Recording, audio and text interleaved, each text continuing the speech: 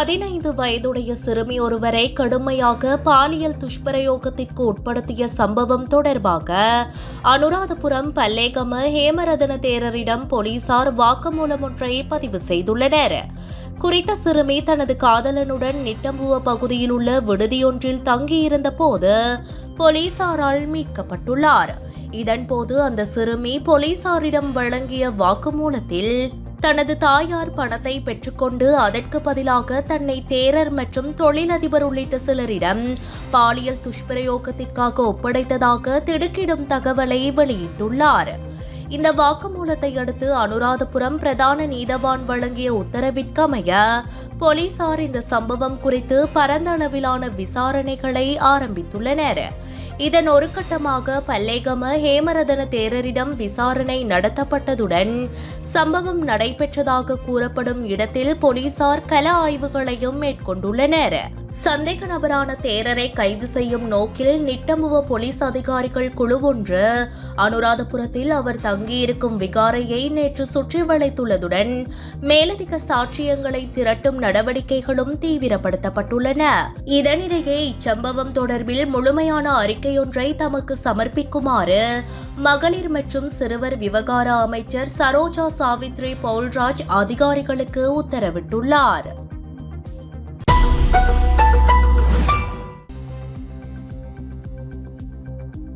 வெளிநாடுகளுக்கு செல்லும் பௌத்த பிக்குகள் பின்பற்ற வேண்டிய புதிய நடைமுறைகள் குறித்து புத்த சாசன சமய மற்றும் கலாசார அலுவல்கள் பிரதி அமைச்சர் கமகெதர திசாநாயக்க அறிவிப்பொன்றை வெளியிட்டுள்ளார்.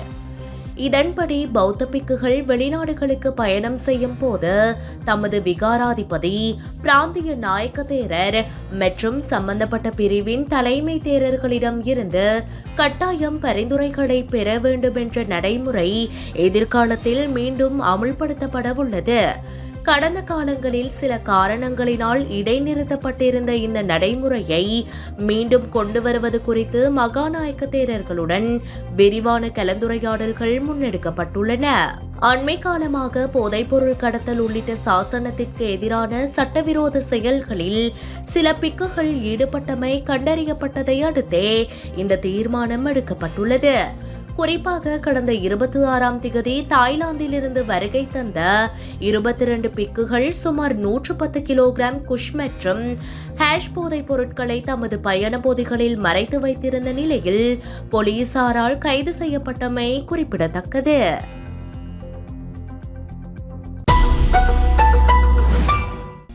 வெளிநாடுகளில் பதுங்கியுள்ள ராஜபக்ஷ சகோதரரை நாட்டுக்கு அழைத்து வர சிவப்பு பிடியாணை பிறப்பிப்பேன் என ஜனாதிபதி அனுரகுமார திசாநாயக்க கடும் எச்சரிக்கை விடுத்துள்ளார். 2029 ஆட்சிக்கு வருவது பற்றி பேசும் ராஜபக்ஷர்கள் முதலில் வெளிநாடுகளில் உள்ள தமது சகோதரரை நாட்டுக்கு வரச் சொல்ல வேண்டும் எனவும், இல்லையேல் சர்வதேச போலீசாரின் உதவியுடன் அவர் அழைத்து வரப்படுவார் எனவும் குறிப்பிட்டார். அத்துடன் முன்னாள் ஜனாதிபதிகள் மற்றும் அவர்களின் உறவினர்கள் குறுகிய காலத்தில் திரட்டிய சொத்து விபரங்களை வெளிப்படுத்த தவறினால் அவை நீதிமன்றம் மூலம் அரசுடைமையாக்கப்படும் என அவர் வலியுறுத்தினார். நிலக்கரி கொள்வனவு ஊழல் குறித்து ஆராய விசேட ஆணைக்குழு நியமிக்கப்பட்டுள்ளதாகவும், எவரையும் பாதுகாக்க வேண்டிய அவசியம் தமக்கு இல்லை எனவும் அவர் இதன்போது தெரிவித்தார்.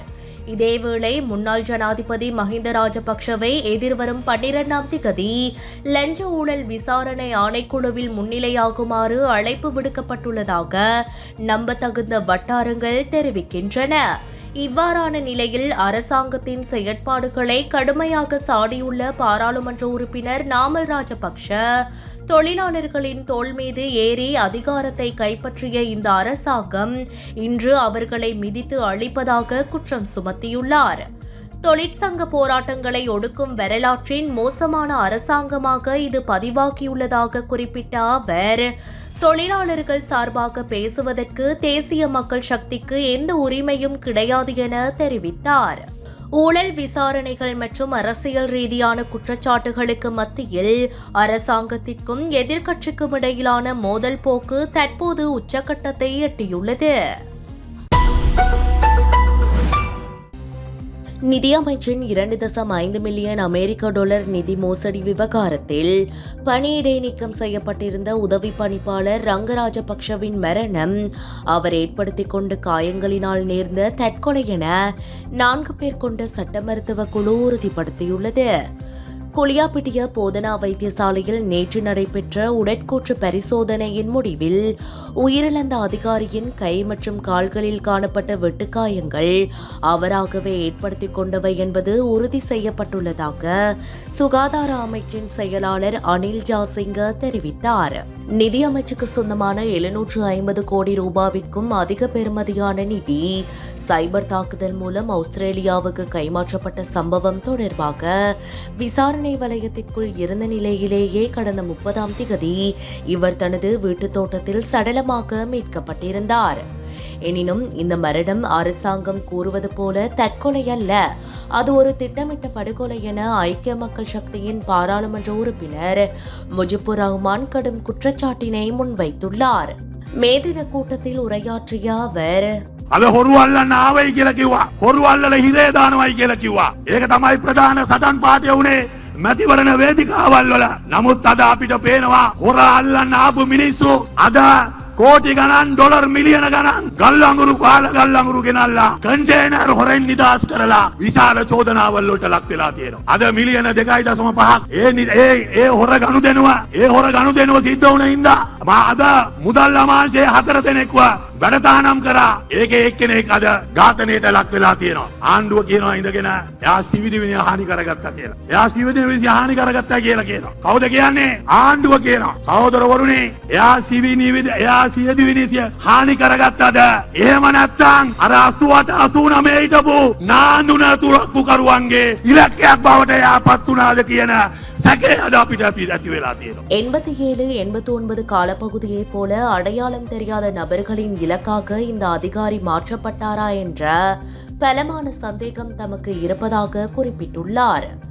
நிதியமைச்சின் உயர்மட்ட அதிகாரிகளை பாதுகாப்பதற்காக கீழ்நிலை அதிகாரிகள் மீது பழியை சுமத்தி அரசாங்கம் தனது கைகளை கழுவிக்கொள்ள முயற்சிப்பதாக அவர் விமர்சித்துள்ளார். ஊழலை ஒழிப்போம் என கூறி ஆட்சிக்கு வந்த தேசிய மக்கள் சக்தி தற்போது 2.5 மில்லியன் டாலர் மோசடி விவகாரத்தை மூடிமறைக்க பார்ப்பதாகவும் இது அரசாங்கத்தின் நற்பெயருக்கு பாரிய இழுக்கை ஏற்படுத்தியுள்ளதாகவும் முஜிபுர் ரஹ்மான் மேலும் தெரிவித்துள்ளார்.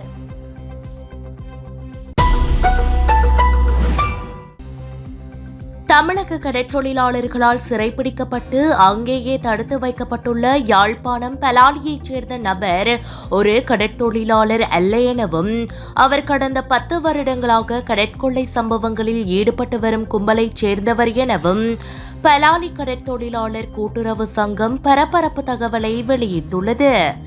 கடந்த சில தினங்களுக்கு முன்னர் பலாரி பகுதியைச் சேர்ந்த நபர் ஒருவர் தமிழக கடற்றொழிலாளர்களால் எல்லை தாண்டிய வேளையில் பிடிக்கப்பட்டு கடுமையாக தாக்கப்பட்ட நிலையில் தமிழக போலீசாரிடம் ஒப்படைக்கப்பட்டமை பெரும் சர்ச்சையை ஏற்படுத்தியிருந்தது. இது தொடர்பில் யாழ்ப்பாணம் பலாலி கடற்றொழிலாளர் சங்க மண்டபத்தில் நேற்று வெள்ளிக்கிழமை அவசர பொதுக்கூட்டம் ஒன்று நடத்தப்பட்டு அங்கே பல அதிரடியான தீர்மானங்கள் நிறைவேற்றப்பட்டுள்ளன. இக்கூட்டத்தில் உரையாற்றிய சங்க தலைவர் சிறைப்பிடிக்கப்பட்ட குறித்த நபர் கடற்றொழிலாளர் சமூகத்தைச் சேர்ந்தவராக இருந்தாலும் அவர் மீன்பிடி தொழிலில் ஈடுபடுவதில்லை என தெரிவித்தார். மாறாக அவர் சுமார் 10 வருடங்களாக ஒரு கும்பலுடன் இணைந்து உள்ளூர் மற்றும் தமிழக கடற்றொழிலாளர்களின் உபகரணங்களை கொள்ளையிடும் செயலில் ஈடுபட்டு வந்ததாக சுட்டிக்காட்டினார். இவர்களது கொள்ளை சம்பவங்களால் உள்ளூர் தொழிலாளர்கள் பல லட்சம் ரூபாய் நஷ்டத்தை எதிர்கொண்டுள்ளதோடு இது தொடர்பில் பலாலி போலீஸ் நிலையத்தில் பல முறைப்பாடுகளும் நீதிமன்றங்களில் வழக்குகளும் நிலுவையில் உள்ளதாக தெரிவிக்கப்பட்டது. இவ்வாறான குற்றச் செயல்களால் இலங்கைக்கும் தமிழகத்திற்கும் இடையிலான கடற்றொழில் உறவுகள் பாதிக்கப்படுவதாகவும் நாட்டிற்கு அபகீர்த்தி ஏற்படுவதாகவும் கூட்டத்தில் விசனம் தெரிவிக்கப்பட்டது. வணக்கம். நான் பலாலி வடக்கு கடத்தொழில் சங்கத்தில் முதல் நிர்வாகத்தில் இருந்தேன். செயலாளராக 4 வருஷம் இருந்தேன். இப்போ நாங்கள் இருந்த காலத்திலேயும் இதே சம்பவங்கள் களவு பிரச்சனை நிறைய நடந்திருக்கு. அப்போ எங்கள் சங்கத்திலேயே நாங்கள் ஒரு சட்டமோட்டை போட்டு வச்சுருக்கோம். கடலில் களவு செய்து பிடிபட்டால் அவர் இங்கே தொழில் செய்யலாது. தொழில் செய்யலான்னு சங்கத்தில் நாங்கள் முதலே அதை அப்படி ஒரு சட்டம் சங்க ஜாப்பில் இருக்குது. ஆனால் இப்போ என்ன பிரச்சனைன்னு சொன்னால் இதில் வந்து யாரோடையும் தனிப்பட்ட விரோதமோ ஒருத்தருக்குமே இல்லை. இது வந்து எங்களோட கிராமத்தில் வந்து நாங்கள் ஒரு நல்ல ஒரு இதாக வந்து அந்த களவு பிரச்சனைகள் அது இருக்கக்கூடாது. இது ஊரில் நடக்கிற களவை தாண்டி கடலில் போய் ஒரு களவு செய்யப்படுதுன்னு சொன்னால் அது ஒட்டுமொத்தத்துக்கும் பாதிப்பு. போய் அங்கே இன்ட்ரியை போட்டால் இன்ட்ரி எடுத்து போட்டு இப்படி வீடியோ இருக்கையான்னு சொல்லி 2 பேர்லேயும் இன்ட்ரியை போட்டுன்னு வந்து நாங்கள் வந்து ஒரு மணித்தியாதார திருப்பி கூப்பிட்டு அங்கே நான் ரோட்டால் விரைக்கவே 2 பேரும் உள்ளே போனவேன். இன்ட்ரி கொடுத்த 2 பேரும் போலீஸுக்கு உள்ளே போனவேன். போய் ஒரு கொஞ்சம் தான் நாங்கள் இங்கே வீட்டை வந்துட்டு அடிக்கணும் வரை சொல்லி அங்கே போனால் இதில் சைன் வைக்க சொல்லிச்சு. நான் எனக்கு நான் இன்ட்ரி பட்டியலில் சைன் வைக்க சொல்கிறீங்களா, இது நீங்கள் 2 பேர் முதல்ல சத்தம் போடுறீங்களானா அதுக்காகவே வந்து நிற்கிறேன், நீங்கள் இதில் சைன் ஒன்று வைங்க. நீ சங்கல் வேலை பார்க்குறா பார், உன்னை வந்து அங்கே இந்தியா வந்து வழக்கு போடுறது உனக்கு, நீ இதை கேட்குறாக்கு நீ என்ன உருவாப்ப 16ஆம் தேதிக்கு நாங்கள் ஒரு கேஸ் பிடிச்சி கொடுத்துறாங்க. அப்போ நாங்கள் இருந்துருப்போம் அந்த கேஸ் பிடிச்சா இங்கே அந்த கேஸ் இங்கே பெரிய பிரச்சனைகள் எழுப்பினது என்னென்னா, தாங்கள் தொழிலுக்கு தான் போனது, தூண்டிக்கு தான் போனது, தாங்கள் சாப்பாடு கேட்க போனாங்க, தாங்கள் அதை பற்றி இதண்டையில் அவையெல்லாம் எங்களுக்கு அடித்தவேன்னு சொல்லினேன். 2016ஆம் ஆண்டு இது நாங்கள் மீளக்குடியமர வந்த இடம் இது. 2017 இருந்து இப்படி சம்பவங்கள் நடக்குது. நிறைய போலீஸில் கேஸுகளும் இருக்குது. இவியல் தொடர்ந்து இந்த செயற்பாட்டை செய்து கொண்டு தான் இருக்கிறேன். நாங்களும் போலீஸில் போடுறது மக்கள், நாங்கள் இல்லை எல்லா மக்களும் தான். எனவே இந்த சட்டவிரோத கும்பலுக்கு எதிராக கடுமையான நடவடிக்கை எடுக்கப்பட வேண்டும் என தீர்மானம் நிறைவேற்றப்பட்டு அதன் பிரதிகள் கடற்றொழில் அமைச்சர் ராமலிங்கம் சந்திரசேகர், பலாலி போலீஸ் நிலைய பொறுப்பதிகாரி மற்றும் தெல்லிப்பளை பிரதேச செயலாளர் உள்ளிட்ட தரப்பினருக்கு அனுப்பி வைக்கப்பட்டுள்ளன. அதேவேளை உண்மையை வெளிப்படுத்திய சங்க தலைவருக்கு குறித்த நபரின் குடும்பத்தினரால் அச்சுறுத்தல்கள் விடுக்கப்பட்டு வருவதாகவும் அக்கூட்டத்தில் முறையிடப்பட்டமை குறிப்பிடத்தக்கது. ஆனால் என்ன ஒரு இது என்று சொன்னாலும் அவைக்கு ஒரு பாதிப்பு வந்தாலும் இந்த மக்கள்லாம் ஓடி போயினோம், காப்பாற்றினோம்.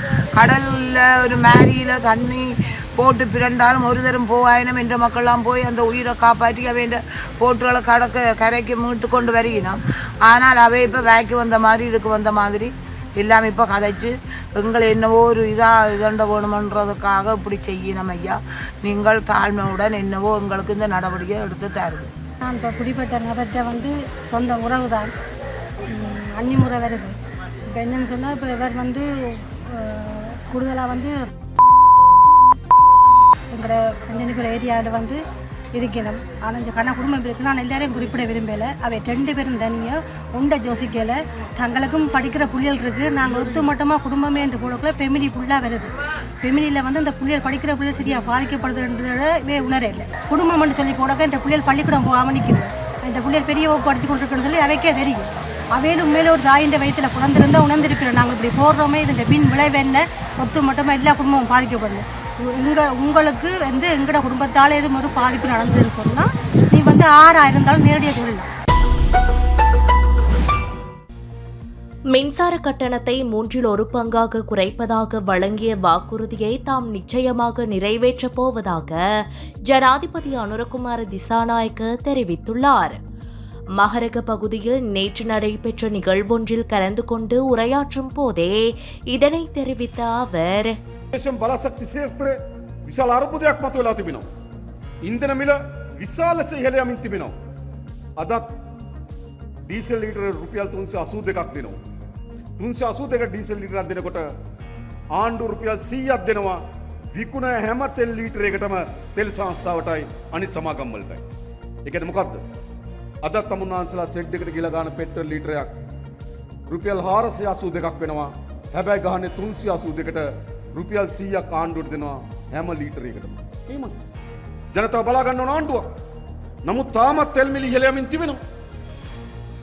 අපි රුපියල් කෝටි 6000ක් වෙන් කරලා තිබෙනවා මේ රටේ පොදු ජනතාවගේ අවශ්‍ය වෙන ඉන්ධන සහනාධාරය ලබා දීම වෙනුවෙන් කෝටි 6000 වැඩ කරන ජනතාවගේ ආණ්ඩුව හිමයි. හැබැයි තවත් මිල ඉහළ යනවා. සමහර විට තව කුඩා ප්‍රමාණයක් වලට අපි මිල ඉහළ දාන්න සිද්ධ වෙයි. හැබැයි උපරිම ලෙස අපි සහනාධාර ලබා දෙන්න කටයුතු කරනවා. බලශක්ති ශේත්‍රයේ අර්බුදයක් තිබෙනවා. ගල්ලගරු මිල ඉහළ ගිහිලා තිබෙනවා. ඉන්ධන මිල ඉහළ ගිහිලා තිබෙනවා. යම් ප්‍රමාණයකට අපේ ජලාශවල වතුර යම් ප්‍රමාණයකට අඩු වෙලා තිබෙනවා. ඒ නිසා යම් මිල ඉහළ දැමීම සිදු කරන්න සිදු වී තිබෙනවා. හැබැයි එහිදී අපි තීරණයක් කරන් තිබෙනවා විදුලි පාරිභෝගිකයන් 96කට කිසිදු මිල වැඩිවීමකින් තොරව ඒ සියල්ල ආණ්ඩුවේ සහනාධාර රැකස දරා ගන්න තීරණය කරන් තිබෙනවා. ජනතාවගේ ආණ්ඩුව මිල වැඩිවීමක් වුණොත් 96කට බලපාන්නේ 4කට විතරයි මිල වැඩිවීම සිද්ධ වන්නේ. අපි රුපියල් කෝටි 1500ක් ඒ වෙනුවෙන් වැය කරන්න තීරණය කරන් තිබෙනවා. එයි මේක වැඩ කරන ජනතාවගේ ආණ්ඩුව. இதற்காக புதுப்பிக்கத்தக்க சக்திவள பயன்பாட்டை மேம்படுத்துவதற்கான திட்டங்கள் வகுக்கப்பட்டுள்ளதோடு வலுசக்தி துறையில் புதிய முதலீடுகளும் கோரப்பட்டுள்ளன. உலகளாவிய ரீதியில் எரிபொருள் மற்றும் நிலக்கரி விலைகள் அதிகரித்துள்ளமை மற்றும் நீர்த்தேக்கங்களின் நீர்மட்டம் குறைந்து வருகின்றமை காரணமாக நாட்டின் வலுசக்தி துறையில் நெருக்கடி நிலைமை ஏற்பட்டுள்ளது.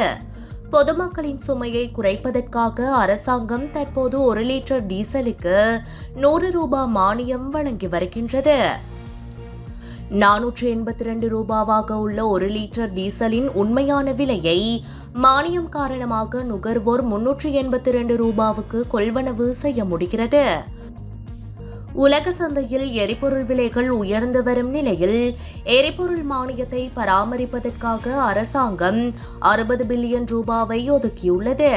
எதிர்காலத்தில் மட்டுப்படுத்தப்பட்ட அளவில் எரிபொருள் விலை திருத்தங்கள் அவசியமாகலாம்.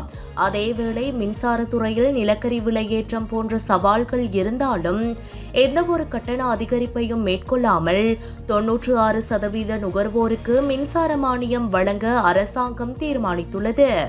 இதற்காக 15 பில்லியன் ரூபாய் ஒதுக்கப்பட்டுள்ளதுடன் பொதுமக்களுக்கு வழங்கக்கூடிய அதிகபட்ச நிவாரணங்களை வழங்க அரசாங்கம் உறுதிபூண்டுள்ளதாகவும் அவர் மேலும் தெரிவித்தார். நுவரெலியா ராகலை புரூக்சைட் பகுதியில் உள்ள தேயிலை தொழிற்சாலை ஒன்றில் பாரிய தீ விபத்து ஏற்பட்டுள்ளது.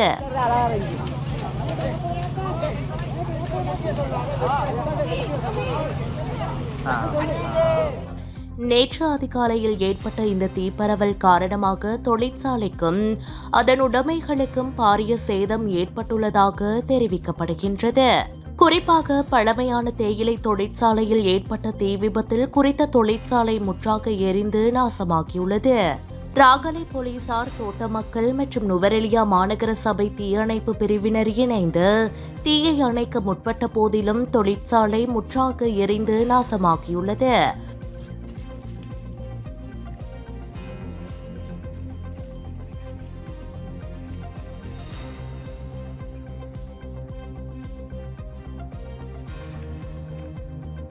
குறித்த தீப்பரவலுக்கான காரணம் இதுவரை கண்டறியப்படவில்லை எனவும் சேதம் தொடர்பான மதிப்பாய்வுகளும் ஆரம்பிக்கப்பட்டுள்ளதாக, சம்பவத்தின் போது தொழிற்சாலையில் 6 தொழிலாளர்கள் இருந்ததாகவும் குறித்த தீ விபத்தில் யாருக்கும் காயம் ஏற்படவில்லை எனவும் ராகலை போலீசார் குறிப்பிட்டுள்ளனர்.